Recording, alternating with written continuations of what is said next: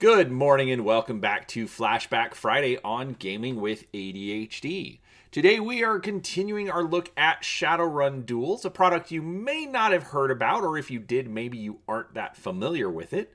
And we are down to the last two figures, and I am excited to finish this, but also a little bit sad that there's not anything else to look at in the line. I do have a couple of other videos planned, looking at the line as a whole, talking about what I think are the strengths and weaknesses of the lines, possibilities why it failed. But today we are going to focus on the figure. Now, I did do an overview of the origin of the product line in my review of Lothan the Wise. You should check it out. I will have it linked down in the description. And outside of the one video that's coming next week, I will have all of the figures online. So if you want to go and get a closer look at those, absolutely do so. I absolutely appreciate the watch time. So before I do that, if you like what I've been doing here, please do give the video a thumbs up, or comment down below. Let me know what you think. Did you have the figure? I know Wave 2 was a bit harder for most people to have. I know I struggled finding these. But also subscribe to the channel. I've got lots of Shadowrun content. It's one of my favorite topics to look at. And so make sure you like the video, subscribe to the channel, so that way you don't miss any of the additional Shadowrun content I've got coming out. Plus, I do also cover all sorts of tabletop gaming stuff, so maybe you'll find something else interesting. So, do keep in mind, just as a note, this is just a review of the figure and its accessories that you would have received at the time of purchase. I'm not talking about the gameplay. I'm just looking at the figure itself. So, with that said, let us get into it. This is the complete contents right here.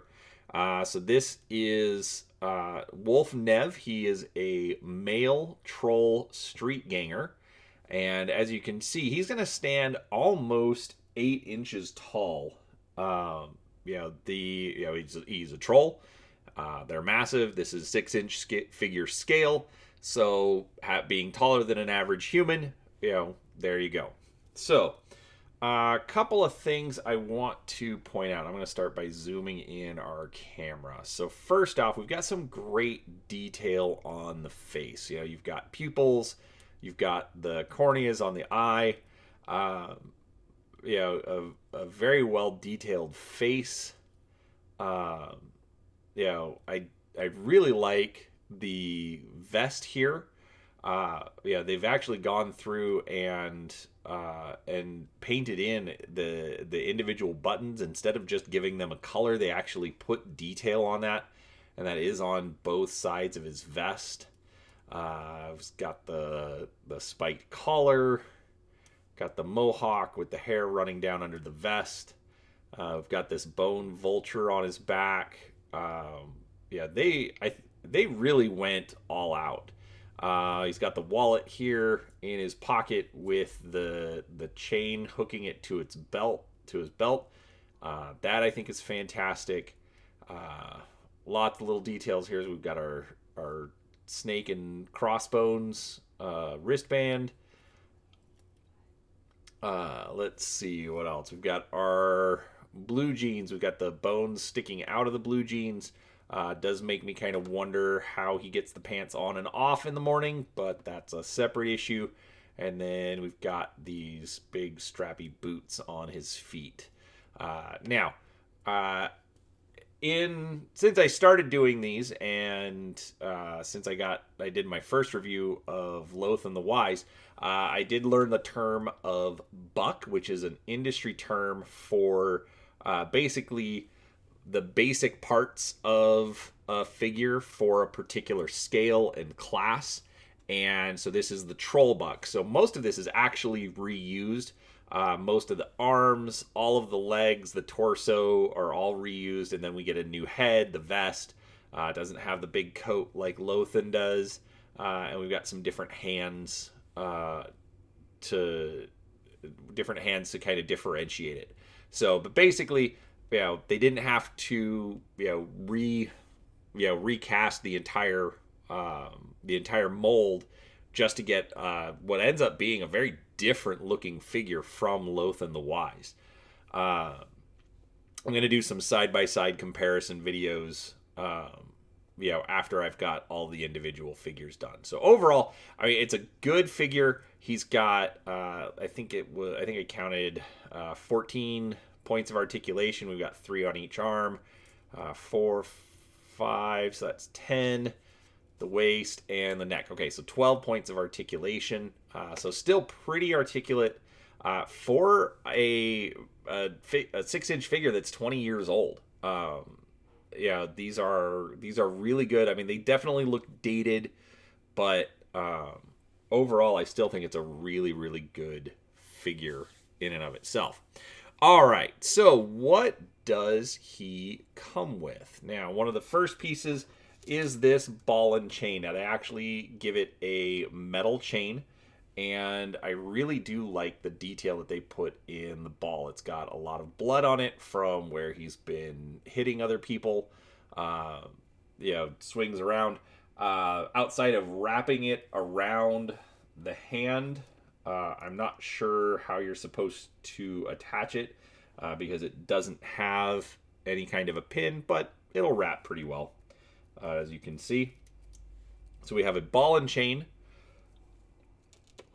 We then get a board with nails. So they actually still go through and give it quite a bit of detail. The blood, the nails sticking out. You can see that they've painted some blood on there. Let me zoom this in a bit. So got the little metal plate on there. So overall, I mean, it's pretty big. It doesn't sit as well in the hand. They also don't give it any holes to sit on the pegs, but overall, not too bad. He can hold it, but it's just kind of awkward. All right, now this. The trash can shield. So first off, I love the little details. They've got the fish and the slime and whatnot. Although if he's wandering around with it, I'm not quite sure why they're still stuck to it. But then we've got, looks like a piece of rope or chain or something on the backside. So this is the kind of the most awkward piece for me. Basically, all I've been able to do is just kind of fit it around a couple of his fingers. As you can see there.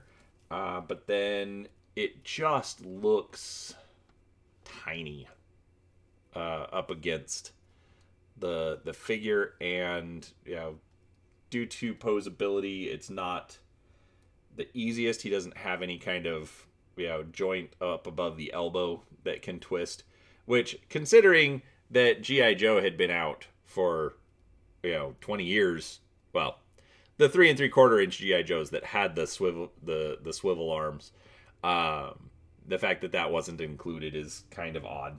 But otherwise, I mean, it fits thematically. It's kind of awkward. It just doesn't fit on his hand very well.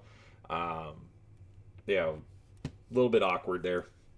He also comes with a Shiv, so just a scrap piece of metal, which I think they actually designed it and had it painted pretty well. It does have a hole for one of the pegs. This is one of my biggest complaints on the Shadowrun figures, is it just looks a little out of place. So there's that. And then the last piece of equipment is the Stim Kit. Basically, it's just this little piece right here. It's got some good detail, and there's a peg on his belt to hold it. He does come with alternate hands to swap out. These are without pegs, so that you can have a more statue-looking figure. A little bloody, like he's been in a street fight, but overall, pretty good. So, to finalize this, the accessories that he comes with, he does come with the action stand.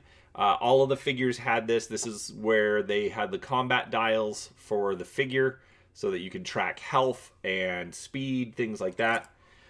For the dice, he came with one blue D10, a white and a yellow D8, 3 yellow D6, 3 yellow D4, and 2 white D4. And then, of course, like all the other figures, he comes with a paper tape measure to, cover all of his ranges and modifiers, things like that. So, overall, I think this is, it's probably I would call it one of the more detailed figures in the line. Like I said, I really, really do, I really do like what they did with the buttons and the detail just on the vest alone.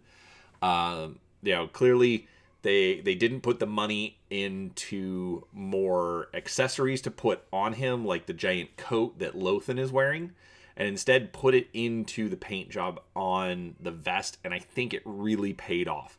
He is a great looking figure. He, for being basically the same body, I mean, it's just a different head and different hands, and then obviously he's not wearing the big coat that Lothan does, but for the body itself, it's pretty much an identical figure, but you get something that looks so dramatically different, and I really, really like that. I really think that was a great move on the designer's part, and I absolutely applaud them for that. It's I like the little details, the actual use of metal for the chain on the ball, and then also on the wallet. I mean, the wallet doesn't come out of the pocket, but the chain does still move around. I think that's just a nice little touch. Overall, I didn't think I was going to like this figure as much as I do. He's not my most favorite. Again, Lothan still holds the amount of detail and everything that you get with him. He's also a little more cleaned up. He's not the street ganger. That one's still my favorite, but this one really, really looks good, and I think he's going to look great next to Lothan up on the shelf. A couple of complaints. The face, I think they were trying to make him look scary, like he was trying to be mean or intimidating. He just looks like he's crying, though. So that was a little weird. But other than that, I mean, just all the little detail. One other goof that I found is right here on the shoulder. So there's clearly something written, but in this case, it's not when the arm is down. It's actually when the arm is fully raised up that it actually shows up where you can see that, where it says freaks. I'm not sure if that was a design choice or if there was another reason why that ended up there. Trying not to break the arm. It's a little stiff. As far as other complaints, again, like I said, with the trash can and the board, they seem a little small, and they don't have a good solid way to sit in the hands, and I think it just looks really odd where it's sitting on 2 fingers instead of at least going through all 4. So overall, there are definitely some complaints I have about the figure, but regardless, it's a great one, and I'm super excited about it. So, what did you think? Did you like Wolf Nev? Have you played with him in the game? I will admit, I have not played with him in the game. But put your comments down below. It absolutely helps so that the video gets seen a little bit more. And also, if you liked it, please do give it a thumbs up. I would absolutely appreciate it. Last thing, in the description, there will be a link to Drive-Thru RPG. I realize that I'm pushing this towards Shadowrun fans. It is one of my favorite topics on the channel. And if you use that affiliate link, it does give me a little bit of credit with Drive-Thru RPG. But if you're going to buy PDFs anyways, I'd appreciate if you used it that way. It does help me get a little bit of credit so I can get some extra products that I can review and talk about on the channel. So with that being said, thank you for watching. I do appreciate your time, and we'll talk to you next time.